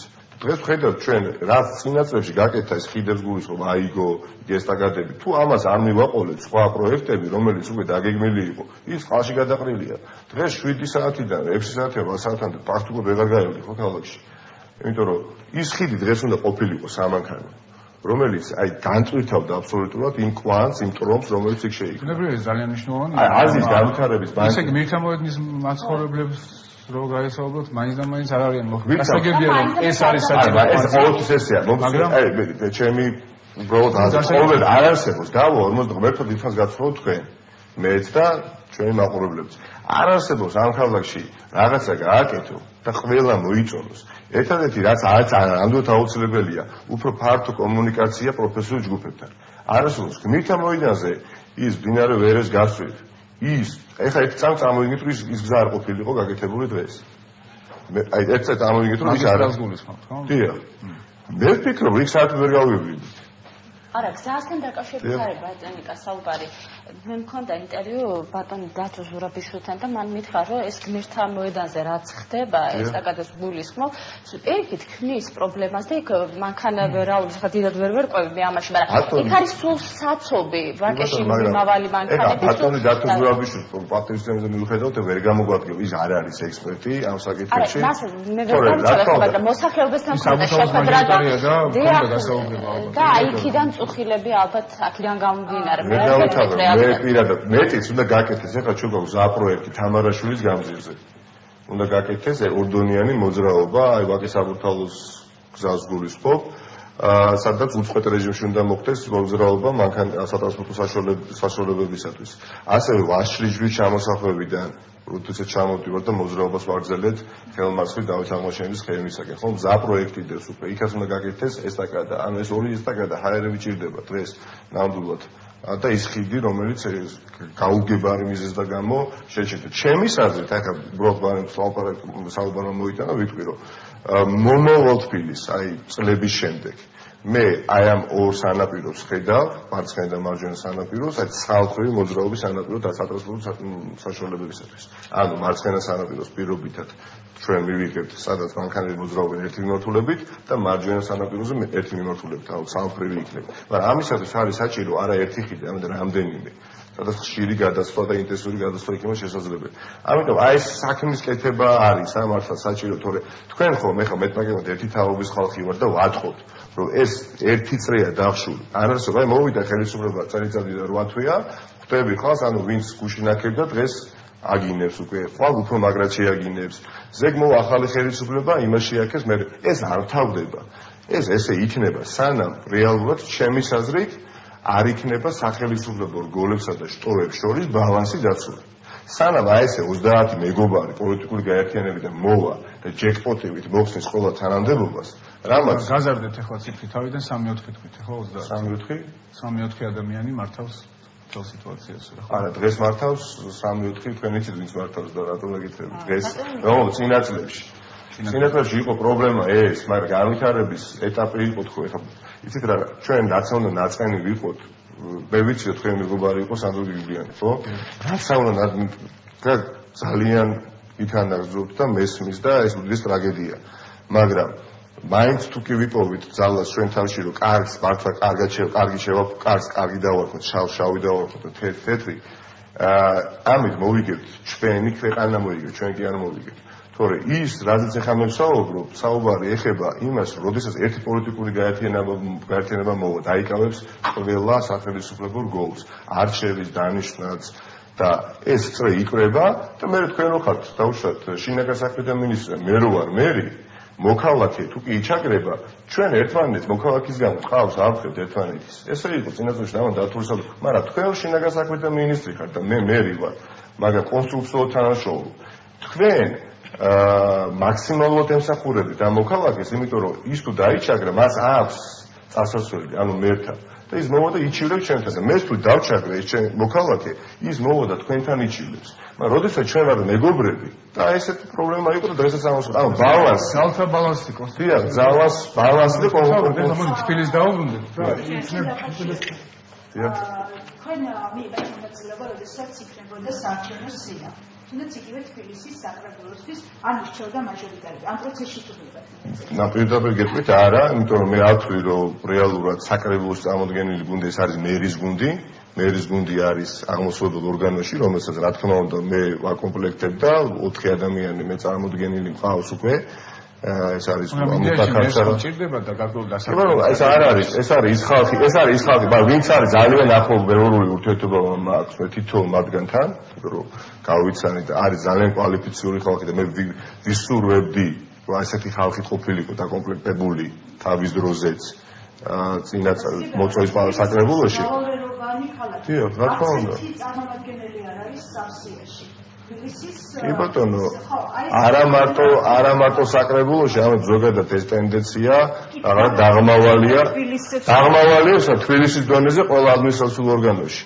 ანუ რეალურად უნდა იყოს ეთიკურ უმცირესობ წარმომადგენლებს, სომხებს, ანუ აზერბაიჯანელებს, ქურთებს, ანუ მეტი საშუალება და მეტი გასაქმე ეძლეოდეს. კი ბატონო, ხო უმჯობესი იქნებოდა რომ ყოფილიყო წარმოდგენილი, მაგრამ პირდაპირ გეტყვით. მიუხედავად იმისა, რომ მეგობრული ურთიერთობა მაკავშირებს, მათთან მინისტრე 7 ადამიანი გავიდა და თავს დავდება, რომ ეს არის მართლაც ის ხალხი, ვინც იცის ასავალ-დასავალი ამ ქალაქის და პრობლემებში გარკვეული ჭირპი აქვს მოჭრილი. ნამდვილად გეუბნები და ვისურვებდი, რომ მეტი ყოფილიყო წინამოწვევის საკრებულოში ესეთი ხალხი, იმიტომ რომ მივიღეთ რა, ეს ხალხი იყო რეალურად აღმოჩნდა არა ღირებულებების და ფასეულობების გარშემო გაერთიანება, მდგომარეობის შესაქმნად მოსული ხალხი იყო, ხო? როგორ შეიძლება ეხლა შეიცვალო პოზიცია, აი დენი დაგავზე მას ხშირად ახსენებდნენ ხოლმე და კი ბატონო, გიგი უგულავას ეგიდია რომ მოვიდა, ვერავინ ვერ დამაჯერებს ადამიანს უნდა ცუდი თავის საკუთარი თავისთვის, ან ხალხს. მაგრამ იქ რომ აღმოჩენილი იყო ხალხი და ეთქვა, მათ შორის ის ვინც დღეს უმრავლესობაში არის ქართული ოცნების სახით. რო ეთქვა, იცი რა გიგი, მოდი ვიფიქროთ, იცი, მე მგონი ესე არ არის. აი დავფიქრეთ, კარგს მოვიტანს თუ ცუდს მოვიტანს, მაგრამ ამის თქმის საშუალება განა არ ყოლად რეალურად, მაგრამ მორჩილებაში იყვნენ რეალურად და ძალიან კმაყოფილნი იყვნენ. ეს ხელისუფლება რო არ შესულიყო წინასწარში და მარტო ამიტომ უნდა შესულიყო ეს ხელისუფლება, იმიტომ ეს 30% პარტიული იქნება თუ არაპარტიული, რეალურად მოშორდა გაერთიანებას. მართლა გეუბნები, დღეს სამწუხარო ის არის, რომ ქართულ ოცნებაში დღეს ეჭვი ხო არ გეპარება, თუ ირაკლი შიხიაშვილი კი ხშირად ამბობს ხოლმე, რომ მიუხედავად იმისა, რომ ურთიერთობა მაქვს და პიროვნულად არანაირ შევასრულებას არასოდეს არ მივაყენებ. ხო, დარწმუნებული ვარ, რომ ნაციონალურ მოძრაობა წინა არჩევნებში გამარჯვება რომ მოიპოვებია 2012 წელს, ეს ადამიანი იქ იქნებოდა. დღეს რომელიღაცა მაჟორიტარული კანდიდატი იქნებოდა. არა მარტო მოიქცნენ როგორც საჭიროა, არა მარტო ძალიან ბევრი. უფრო საქმიანი კითხვები გაკეთდა. კი ბატონო, ესე ჯობია. ახლა თბილისის პრობლემებს არაერთი გეგმა იყო წარმოქმნილი გავარიული კორპუსების შესახებ, თუნდაც ირაკლი შიხიაშვილისგან წამოვიდა ეგრეთ წოდებული ხრუშოვკების პროექტი, რომელიც შემდეგ ჩიხში შევიდა და სინამდვილეში არც ერთი ქალაქის არც ერთი წლის ბიუჯეტი არ ეყოფა ამ პრობლემის გადაწყვეტა. საჭირო არის უფრო პოლიტიკური ხედვა და დაგეგმა ამ პრობლემის გადასაჭრელად. თქვენ თუ გაქვთ გზავდიანი ხედვა? კი ბატონო, რა თქმა უნდა, ის ხრუშოვკის აღარ შევეხებთ, იმიტომ რომ ეს აკონსტრუქციით გასწრა და ესეც ნათელმა ვერ დამაჯერებს, ეს იყო მარტო ირაკლი შიხიაშვილის იდეა. და ეს წინა საარჩევნოდ არა, ეს მემორანდუმი სურვილების მემორანდუმი იყო, სურვილები. და მემორანდუმი შეგვიძლია 5 წუთში გავაფორმოთ მე და თქვენ დავწერთ თუ კაი კალიგრაფია მე მე დავწერთ, თუ თქვენ გიქნებთ, თქვენ დავწერთ მოვაცეთ ხელს. მოიცა რეკლამის დრო მოიაფოვდა და დათოს კითხვას დაეცათ პასუხი რეკლამის შემდეგ. დაგვიგვარდეთ ჩვენ ამდენიმე წუთში დავბრუნდებით.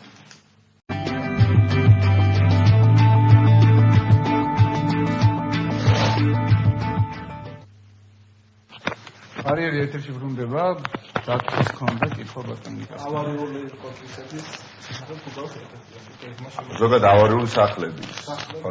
ეს არის ძალიან მწვავე პრობლემა.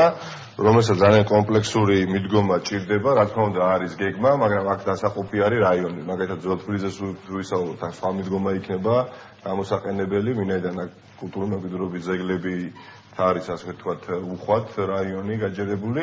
თავად ცხოვრობთ ერთ-ერთ. ბატონო, თქვენ თავად ეგეთ სახში ცხოვრობთ ამიან. დიახ, ერთ-ერთ სახლიც კულტურული მემკვიდრეობის ძალიან ბევრი 1700-მდე კულტურული მემკვიდრეობის ძეგლი არის. მიუხედავად იმისა, რომ ძალიან მარტო ამ რაიონში 45 სახლი გამოვიდა 2013 წლის განმავლობაში, ხო, მაგრამ ეს უღაშიც ერთი არის.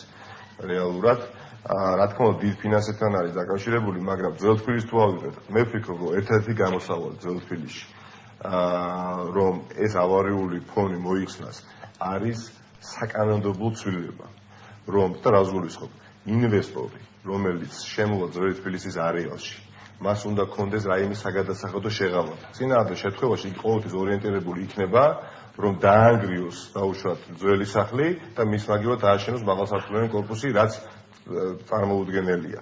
ასევე მაგალითად ვამბობ, თუ კი შეიძენს კულტურული მემკვიდრეობის ძეგლს, ხომ?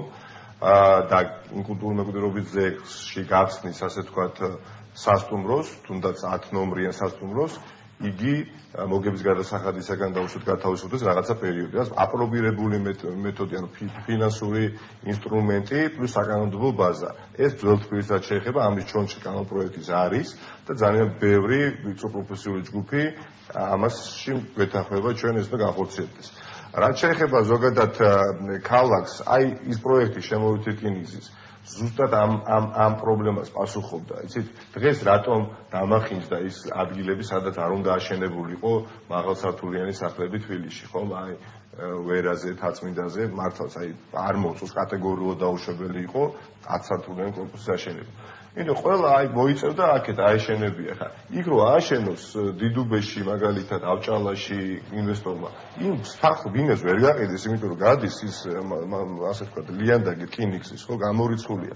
ამიტომ ეს პროექტი უნდა დამთავრდეს, რომელიც უკვე ბოლომდე არის მიყვანილი. თქვენ შეიძლება კიდევ ვერ გაქვთ გააზრებული ამ ხელა პროექტი 350 მილიონი არის დახარჯული და დამერწმუნეთ, რომ მთელი სამშენებლო კომპანიები, ვინც ოპერირებს დღეს თბილისში, აბსოლუტურად ყველა წარიმართება იმ ხარისში, რომელიც დღეს არის სავალო მდგომარეობაში.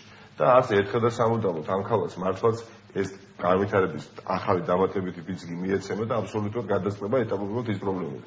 მაგრამ არის მთელი რიგი პრობლემები, რომელიც ხორციელდება და იჭრება გამგეობის და მერის მხრიდან. მაგალითად, მოგეუბნებით, ეხლა 10 გამგეობა არის, 350 სახლი გამაგდა შარშან 2013 წელს თბილისში წლის განმავლობაში. რამდენი ბოდიში? 350.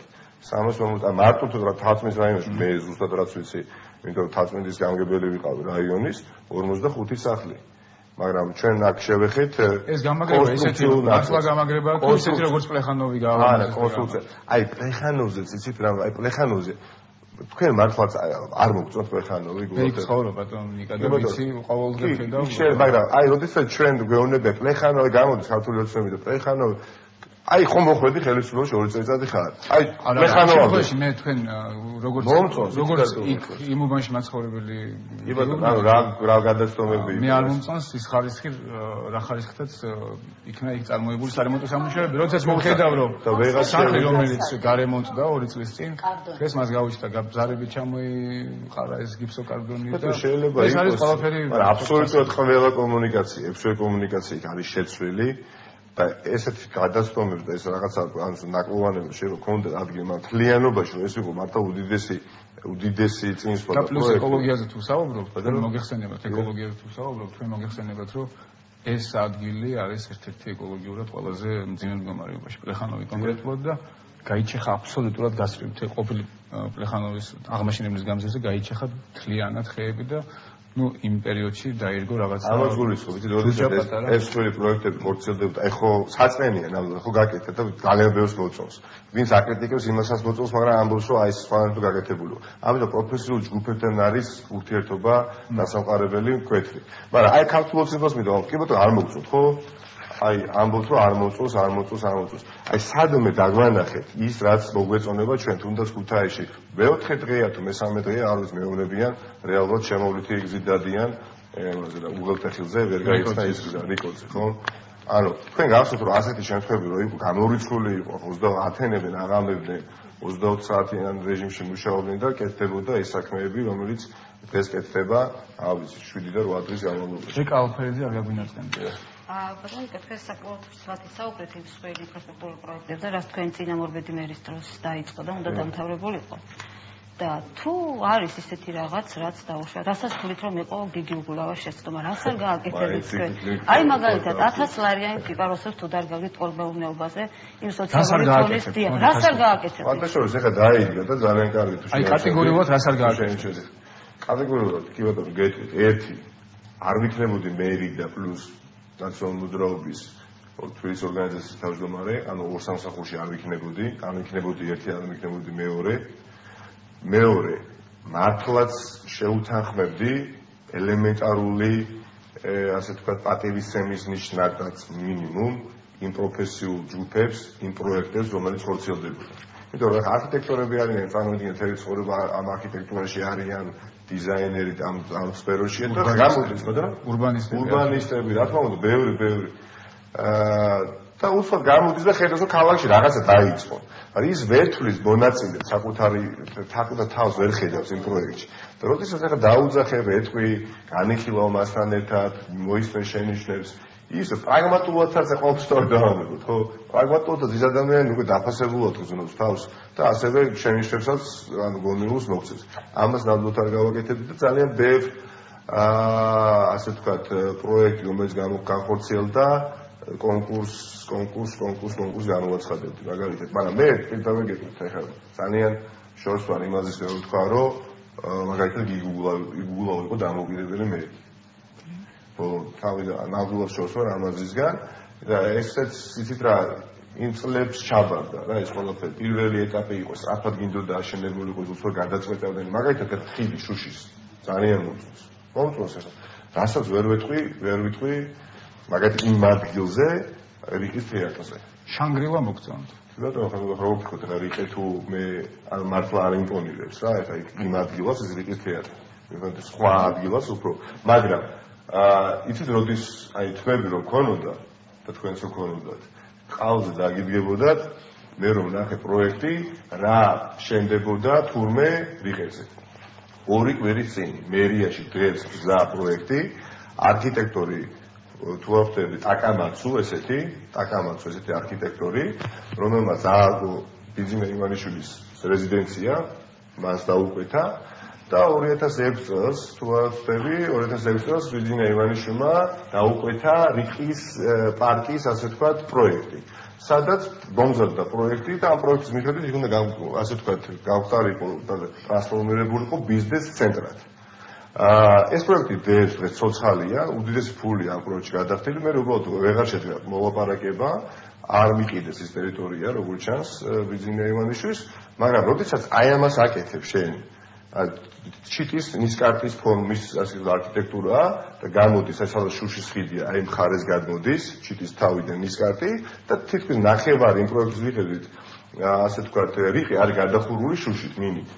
როდესაც შენ აი ამის გაკეთება გინდოდა და დევს ხო ეს პროექტი დღეს მერიაში და ხიდი გაკეთდა და ის ხიდს აკრიტიკებ ისე თითქოს და ამ პროექტის გაკეთება არ გინდოდა აი ეს უთფელობა იქ შემკვეთად არის მითითებული კონკრეტულად ბიზნესი ტაკამაცუ ზუსტად იმ ტაკამაცუ შემსრულებელი და შემკვეთად ვინ არის ჩვენ თანაუგმნელი პრესის ჭიხური საერთოდ სიგულავო გააკეთა რამდენიმე წლის წინ და ამ საკითხს როგორ ახასიათებთ და რამე გადახედოს ვაპირებთ ისე ძალიან ბევრი აი პრესის ჯგუფურებთან დამემართებაში თქვენ ზოგადად ფორმას საუბრობთ თუ აი შედეგი დადგა ესე თუნდაც შედეგი რაც დადგა იმიტომ რომ ნუ პრესას შეექმნა პრობლემები რეალიზაციის და პრესის თუ გაზეთები არიან გაყიდვაზე დამოკიდებული რა თქმა უნდა იყო ბევრი აი ესეც ერთ-ერთი ფაქტორია იმ თაბუკაშვილის სახლისაც არ იყოს გაცილებით მეტი ეს იყო რეალურად პრესაზე კი ბატონო ნუ რა გიცეთ ახლა მინდა ნამდვილად არ მომწონს ახლა როგორ გითხრათ არ მომწონს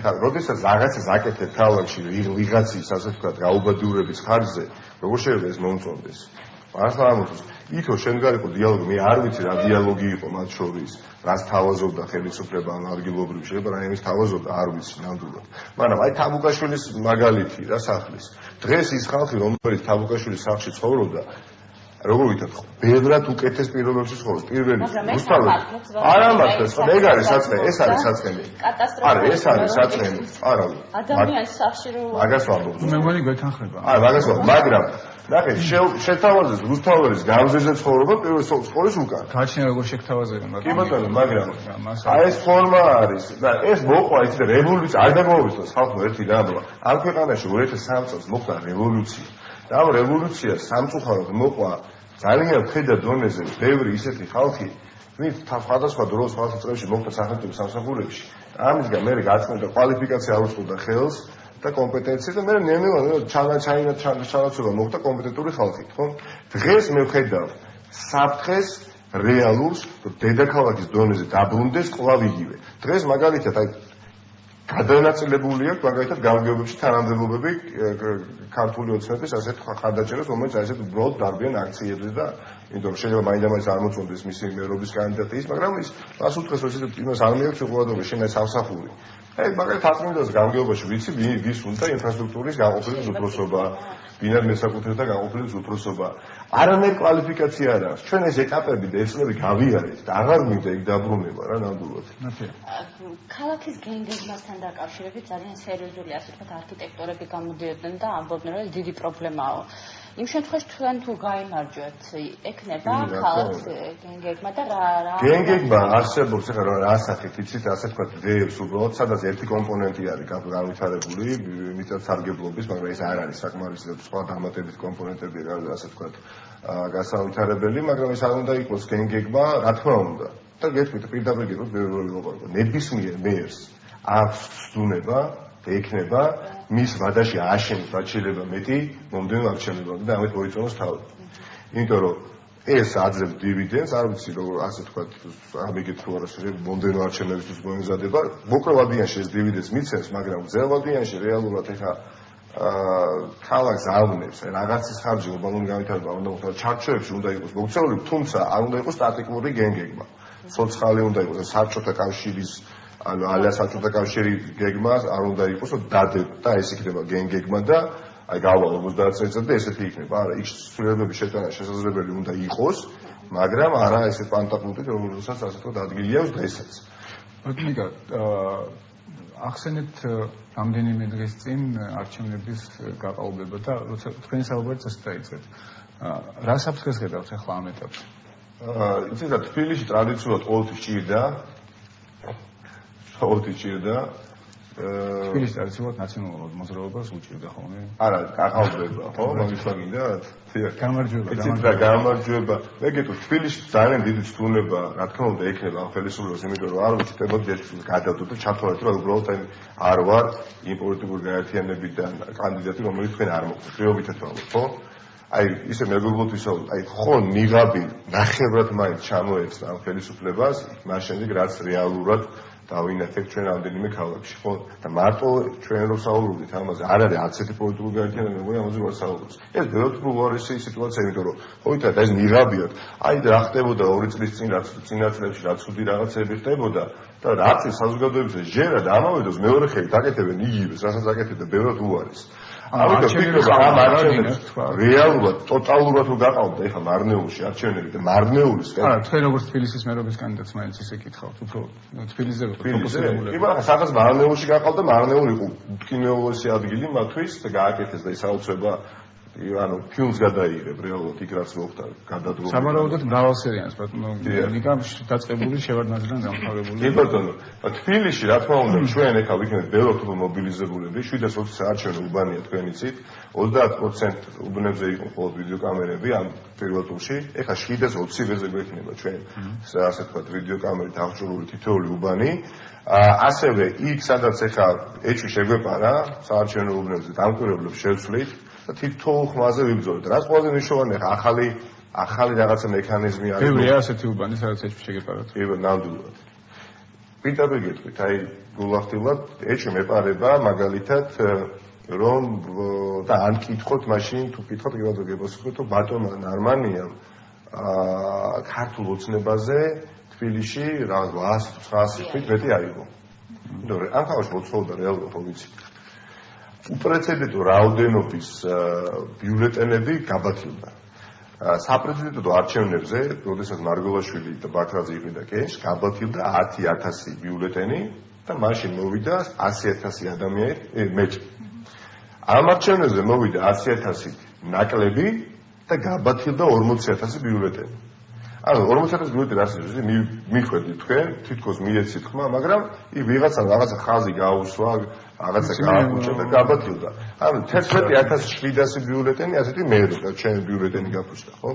ამაზე მიდის და ერთი დეტალი თქვენი ბიოგრაფიიდან, რომელიც არის ნაკლებად ცნობილი, თქვენ საზოგადოება გიცნობს როგორც ყოფილ გამგებელს, აღსრულების ეროვნული ბიუროს ყოფილ ხელმძღვანელს, თქვენ იყავით პრობაციის ეროვნული სააგენტოს 1 თვე და 7 დღე. 1 თვე და 7 დღე მოვიკითხე დღეს ზუსტად ეს მითხეს. გაგონილი გექნებათ არაერთხელ, რომ პრობაციონერებს საარჩევნო კონტექსტში პრობაციონერები როგორ იყენებდნენ მათი ოჯახის წევრებს. 2010 წელს იყავით თქვენ. გეტყვით კიდევ გასაგებია. არა, დავასრულებ. იმ წელს როცა თქვენ იყავით 2010 წელს ჩატარდა ზუსტად თვითმმართველობის არჩევნები. არა, იმ წელს შევეცადა მე არ ვიყავი ნამდვილად. და ეუთო დაინტერესდა კონკრეტულად აი ამ თემით, პრობაციონერების თემით. საუბარი იყო მარტო ვაკის რაიონში 1600 დაყალბებულ ხმაზე მათი ოჯახის წევრებიდან. თქვენთვის კი იყავით 1 თვე და 7 დღე სულ რაღაც, მაგრამ თქვენთვის ამის შესახებ არ იყო ცნობილი. თუ თქვენ უბრალოდ არიზიარებთ სასახელო მაგას ვამბობ, თუ რაღაცა გადასტომები თუ იყო იგივე შეგვიძლია. რაღაცა გადასტომები ამ შემთხვევაში. არა, არჩევნების თვალსაზრისით თქვენ სისტემაში იყავით 1 თვე და 7 მომისიოთ, რომ მე 1 თვე და 7 თვე 1 თვე და 7 დღე ნიშნავს, შენი გამიმუშავდი და პირდაპირ. მე როდესაც იუსტიციის სამინისტროდან გადავედი, მე გადავედი სამსახურიდან, რომელიც ყველაზე კორუმპირებული სამსახური წლების განმავლობაში აღსრულების ეროვნულ ბიუროდან. შეგიძლიათ მე რომ ნებისმიერს გითხრათ, ეს არის ერთ-ერთი ყველაზე წარმატებული და ამაყილა რუის ხალხი. მაგრამ გადავედი ზუსტად ამ მოწოდებით, რომ იგივეს შევძლებდი პრობაციის ეროვნულ სააგენტოში, მაგრამ პირდაპირ გეუბნები. იქ არ იყო მზადყოფნა, არა მაშინ არ იყო შაშკი, როცა მივხვდი იქ არაფერი არ გამოვიდოდა, ამისი მზადყოფნა რეალურად არ იყო იმ სისტემაში და მადლობა ღმერთს, რომ მე იქიდან თვე და 7 დღეში წამოვედი. ამის შესახებ თქვენ რა თქმა უნდა, იმიტომ გამორიცხული იყო იქ რეალურად არ იყო მზადყოფნა რეფორმების გასატარებლად. ბატონო? არა, არჩევნები რომელი თვე იყო? ესეც გახსოვთ. ზაფხული იყო რამდენი? არა, ნამდვილად არ იყო 2010 წლის. 2010 წლის მაისში ჩატარდა თვითონ. ხო და ცდილად გეტყოდი, რომ ყოფილიყო თვე და 7 დღე. არა, ეგ კითხეთ, რომ უკვე ჩატარებული იყო და ანუ იცოდით ეს. ანუ მოიცა ასე თქვა. არჩევნების პერიოდში თქვენ არ ხელმძღვანელობთ. არა, რა თქმა უნდა. თვე და 6 დღე, მეცაც გეტყვით რა, ეს იყო სამსახური მაშინ. და ეხლა თქვენ რა გონიათ, რომელიც საჭიროებს რა, აი ძალიან ეხლა ვაჩარდეს ქუჩაზე რა. მე მაშინ, როდესაც ამ სამსახურის ხელმძღვანელად დავინიშნე, რომ მახსოვს, რომ შეგნებულად თბილისის პრობაციის უფროსი გავათავისუფლე და თბილისის პრობაციის უფროსად დავინიშნე ჩემი თავი. იქ ვიჯექი, რომ აი ქვედა გოლებიდან დამეწყო ამ სისტემის რეფორმირება და ხედავდი სრულიად საალტრაედ ოთახს, სადაც დაყოფილიყო საბურთალო ვაკე, ასე თქვათ, სადაც მოდიოდნენ და თიცადებდნენ, ხო? და აი ნახევარზე მეტი მოდიოდა, ასე თქვათ, ფუდებით, რომ ერთმანეთი არ ეცნოთ, ხო? მაგრამ რა ვქნა, ვაღიარო, აბსოლუტურად არ იყო მზადყოფნა იქ რეფორმის გასატარებლად, აბსოლუტურად. ესეც პრობლემაა, ესეთ იუსტიციის სამინისტროში პროკურატურის გამოკლებით, როდესაც თქვენ როგორც იდეალისტი მიხვდით 2010 წელს, მაშინ როდესაც და დაუბრუნდი უკვე თქვენ ამბობთ, რომ თქვენ ინტერვიუში ამბობთ, რომ იცით, რომ აქილევსის ქუსლი იყო ზოგადად საჯარო აღსრულების სისტემა, როგორც პრობაციონერები, ისე საჯარო აღსრულების დაწესებულებაში ყოფილი ადამიანები და თქვენ მიხვდით 2010 წელს ამ უწყებაში იმ იმედით, რომ მასტი იდეალისტი ხართ, რომ მიხვდით, რომ ყველაფერს კარგად და თვე და 7 დღე დაგჭირდა. ნამდვილად ხათუნა კალმახელიძე ამის საშუალებას თვე და 7 დღე იყო ის დრო, როდესაც დაბრუნდი საბოლოოდ გაფერი გამოვიდა. და დაბრუნდი უკან, სადაც ვიყავ, მაშინ ვიყავ თბილისის ორგანიზაციის ხელმძღვანელი იუსტიციის სამინისტროში, იქიდან გადავედი. მე გადავედი დაბრუნდი უკან. კონკრეტული ქმედებების განხორციელების საშუალება არ მოგეცეთ თუ უბრალოდ დარჩენილი? არ იყო რა, რომ ეს ნება პოლიტიკური სამინისტროში უნდა იყოს რეფორმა. ეხლა ძალიან გულშემატკივრია მე უკრაინას როი გახორციელდეს რეფორმა. ეხლა იქ ნება თუ არ რაცა უნდა 5-6 კაცმა იქ მოინდომოს. ხო? იქ ვერანაირად ვერ განახორციელებს რეფორმა. როდესაც ეხლა სამინისტროში არ იყო ამისი ნება. ეხლა ნამდვილად ვერაფერს ვერ გავხდებოდი მე და რეალურად და მადლობა ღმერთო, მოხდა ისე რომ 17 დღეზე მეტი მე იქ არ ვიმუშავე, თუმცა ძალიან გამიხარდებოდა რომ ეს ნება იქ ყოფილიყო.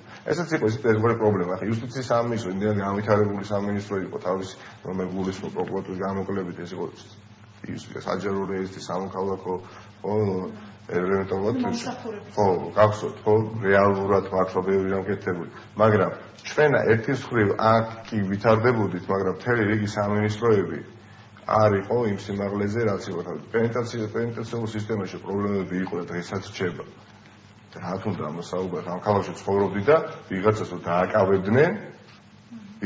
დააკავებდნენ ხო მაშინ ესეთი რეალურად მიდიოდა რაღაც მაქსიმალურად ასე ვთქვათ იქ ადვოკატებთან ურთიერთობის დაყარება რაც შეიძლება მალე აიყვანა დაუშვათ იმ კარანტინიდან ჩვენთვის იმ კადრებში პირდაპირ შევეხო იმ კადრებში ყველაზე ძიმე იყო ასეთი რამე რომ კარანტინიდან რაც შეიძლება სწრაფად არის ეს დღესაც არა თქვენ არიცით დღესაც არა მე მაინტერესებს ახლა თუ გესმით ეგეთ რაღაცები რომ კარანტინი იგივე ჯერჯერობით როგორ ნამდვილად ვიყოთ იმიტომ რომ აი ეს არის ჩვენ არ უნდა მოვდუნდეთ იმიტომ რომ ეს არის სისტემა რომელიც ყოველთვის მოწყვლადი იქნება და ყოველთვის ექნება იქაურ ადმინისტრაციას სდუნება რომ ხელი ვიღაცას გადაუდგა. ანუ ფაქტურად დღევანდელი ადმინისტრაციაც ამ სტუნებაზე წამოგებულია და იგივე ხდება რაც ხდებოდა მაშინ კარანტინში და საფრანგეთში. თქვენ ფილში აჩვენეთ ეს მე ძალიან ბევრი მსმენია რომ კარანტინში დღეს როდესაც არიან აი ეს მოძრაობები რომელიც ნაწილებში იყო. აი ავიყვანოთ კამერაში რაც შეიძლება საკანში სწრაფად. საინტერესო რატომ უნდათ ასე ადრე აყვანა ადამიანს? ვადენო?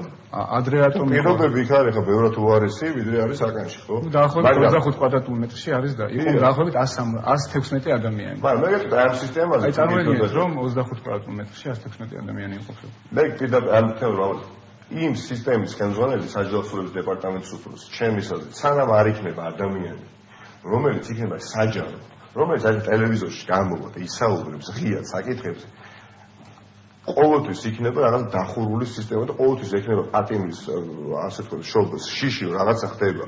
იმიტომ ეს ადამიანი რო ჩანს ღიად საუბრობს აი ხედავს რომ ადამიანია როს გული შეტკივა ეს შიშები უკაწყდება მე ოჯახის წევრებს. დღეს ჩვენ ახლა მივიღეთ და საჯაროსულების დეპარტამენტში ხალხი ბოლოს რაც იყო არავინ არ იცოდა ვინ იყო დეპარტამენტის უფროსი ხო? ეს არ ჩანდა იყო რაღაცა რეალურად ადამიანი რომელიც ახედგვარი იცოდა ყოველთვის. და არ მინდა დავიჯერო გავიდეს რაღაცა წლები და მე ვნახოთ რომ ისე აი თუნდაც რა მოხდა რა ამ და ამ წლებში ხო და ძალიან ბევრი კითხვის შეგვიძლია როგორი მე იქნება ნიკამელია იქნება ისეთი პოლიტიზირებული როგორც იყო ეს წინამორბედი ნახავთ თუ არა მას სამხედრო ამბოხის ადგილებში ან თავდაცვის საკითხების გადაწყვეტისას თუ იქნებით მხოლოდ მეორე აი ცით ზუსტად ავიცი თქვენ თუ ადამიანები თვალყურს ამ კამპანიას აქაც ახლა მეცადე რომ გამეშვა ხაზი ყველაზე მეტად რაც მინდა გულით და სულით არის ის რომ მერი იყოს აბსოლუტურად დისტანცირებული პოლიტიკური კლასიკური გაგებით პოლიტიკური ასპარეზისაგან და არ ტოვებთ ეს თბილისელებში განცდას რომ ვიღაცის მერი არის და ვიღაცის მერი არ არის. იმიტომ რომ ამ ქალაქში სხვადასხვა პოლიტიკური შეხედულებით და გემოვნების მატარებელი ხალხი ცხოვრობდა და იცხოვრებს და დედაქალაქის მერი არ არის ასპარეზი, სადაც ვინმე შეიძლება ვიწრო პარტიული ინტერესი გაატაროს. ამიტომ თქვენ ერთ-ერთი მთავარი შეცდომა იყო ის, როდესაც ორ სამსახურში ხარ რაღაც პოლიტიკური გაერთიანების ორგანიზაციის ხელმძღვანელი თბილისის, ამავდროულად დედაქალაქის მერი, ხო? ამიტომ ჩემთვის ყველაზე მნიშვნელოვანი გულახდილებით არის ეს. დედაქალაქის მერის პოლიტიკა უნდა იყოს ის პრობლემები, რაც აწუხებს დღეს თბილისელებს და არა დაუშვათ გაძლიერება ამ თუ პოლიტიკური გაერთიანებისა, რომელსაც წარმოადგენს მეტის. ბერიაში აღმასრულებელ ორგანოში ნებისმიერ სამსახურის უფროს და არამხოლოდ სამსახურის უფროს ძალიან ბევრი ღირსეული მუშაობს იქ დღესაც.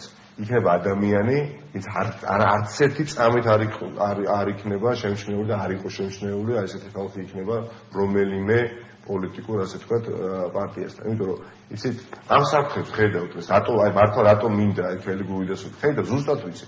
ქართული ოცნების გამარჯვების შემთხვევაში თუ კი რამე პრობლემები იყო ხო ამ ეს წლების გაღრმავდება ოღონდ წლების შემდეგ უკვე რაც უკან დაბრუნებას ნიშნავს ხო მე აი ამის შიში მართლა მაქვს რომ დედაქალაქის მერიაში არსებული პრობლემები გაღრმავდება და კარგი ვეღარ გაგრძელდება როგორც ჩვენ ეს ვიხილეთ სხვადასხვა ქალაქებში ამიტომ დედაქალაქის მერი კატეგორიულად უნდა იყოს წინააღმდეგი ნებისმიერ პოლიტიკური გაერთიანების, ასე ვთქვათ, რაღაცა პარტიულ ინტერესებში ხელის ასე ვთქვათ ფათურისა. აი არ არის მისი საქმე. იმდენი საქმეა, ეხლა ამას მართლა არ უწონებ იგი და ამან ნამდვილად ჭრილი მიაყენა. დამოუკიდებელ კანდიდატის უნდა გეყარათ კენჭროფანი. ესეთი თქვენი რიტორიკიდან გამომდინარე? პირდაპირ ეს თქვენ დამიჯერეთ. ამ სკამზე ადრე იჯდა ადამიანი, რომელიც ეს არის საბურთალოს მაჟორიტარი და არჩევნები მოიგო 2-3 ლარი თალიკოვილისაშვილი. ასე რომ ამას ირონიის გარეშე არა, მესმის, მაგრამ ჯერ ერთიც რო შეუძლებელია, მეორე გავხსენე თავში, ჩემთვის მორალოდ რო გამართლებულია მართლა იმ ხალხთან ერთად ვიყავ გულახდელიონებით, ანუ იქიდან. კი ბატონო, მე ხარ ამ ხალხში ცხოვრობ და ვიცი რომ კი მეუბნებიან რომ კარგი ბიჭია, მაგრამ იმ ხიდან რო იყრის კენს, ეს ვიცი, მაგრამ ჩემთვის ეს არ არის თვირთი. პირიქით ვამბობ, იმიტომ რომ ამ ხალხმა 10 წლის განმავლობაში მართლაც ბევრი რამ გააკეთა, მაგრამ ის ხალხი, ვინც აფუჭებდა, რა ვქნათ ეხლა მაშინ ქართულ ოცნებაში რო არის ეს ხელისუფლებაში კვლავ 30%, პოლიციის ქვედა ეშელონებს დაწებული და იგივე პენიტენციარულ სისტემაში, ანუ მაშინ ის არ არის, ასე ვთქვათ, დამნაშავე წინა შეცდომების ჭრილში. დღეს მე ვამბობ, ქართულმა ოცნებამ ნაციონალურ მოძრაობაში შეასრულა, ასე ვთქვათ, ის ფუნქცია, რომელსაც ასრულებს მგელი ტყისთვის, ანუ მგელი არის ტყის სანიტარი, შედის და დასწრებულ ცხოველებს ჭამს, რომ არ გაიხსნას ტყე, ამ ძალამ ამ ძალისთვის შეასრულა ეს ფუნქცია, მთელი ეს ხალხი გადაიყვანა იქით. აი ზოოლოგიაში უნდა დავამბობ. ნამდვილად ესაა, მე გვაქვს გეუბნები. ბოლო კითხვა და 3 წუთი პასუხი. ანუ რაიმე შანსი თუ არის ამის და რა თუ კი რა შემთხვევაში. დამიჭერენ ეხლა. არა, დაგიჭერენ და ესეთი რაღაც. მაინც არ მოხსენ რომ დამიჭირონ, მაინც არ მოხსენ. იმიტომ რომ დაჭა არის ხონში მაგალითად ჩვენ ყავს კანდიდატი, ეს მე არ გამიგია, იმიტომ სპეციალურად საძიებო სისტემაში და გუგლში ასე თქვა მოვძებნე, ვცდილობდი უბრალოდ და არა მოვარდა იქ სახელდაგვარი ჯაბა იოსელიანი. რომელიც ციხიდან კენსერია. თუ ჯაბა იოსელიანი, კი. ხონში მაჟორიტ, ანუ გამგებლის კანდიდატმა 42% აიღო, მაშინ როდესაც წამოვიდა ერთი დღე არულია. ხელი არ ჩამოვთვალე ამ უჩვენებისთვის, ხო? და 500 ლარის შეშა დაარიგაო თუ ავსტები ამაზე. ეს არ არის პირველი პრეცედენტი. ხო, და ეს 18 და 19 მაჟორიტარმა და გამგებლის კანდიდატებმაც მოხსნეს კანდიდატები მას შემდეგ რაც აქტიურად. ეხლა წამოვიდგენ მე რა ხა ეს 2 თვე მე არა თბილისში, მე არა 150 შეხვედრა გამეკეთები და ერთჩვენებთან კანდიდატურა მომეცდა. არ დაგებადებოდათ კითხვა, არ უნდა გეფიქრე რომ გააფრინა ამან, ხო? ან ზეწოლა, ხო? კარგი, ერთმა თუ ორმა თუ გააფრინა, ეხლა 25-მა როგორ შეიძლება ერთდროულად გააფრინოს.